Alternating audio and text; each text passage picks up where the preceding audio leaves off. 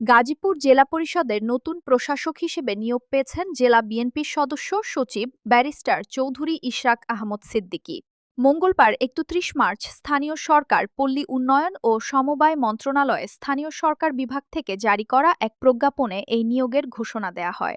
জানা গেছে, একই প্রজ্ঞাপনে গাজীপুর জেলা পরিষদ সহ মোট ১৪টি জেলা পরিষদের প্রশাসক নিয়োগ দেয়া হয়েছে।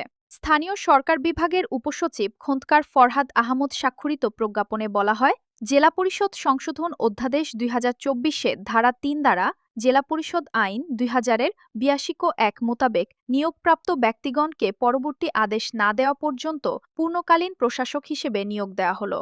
এছাড়াও জেলা পরিষদ আইন ২০০০-এর ধারা ৮২(৩) অনুযায়ী তারা চেয়ারম্যানের ক্ষমতা প্রয়োগ ও দায়িত্ব পালন করবেন বলে উল্লেখ করা হয়েছে।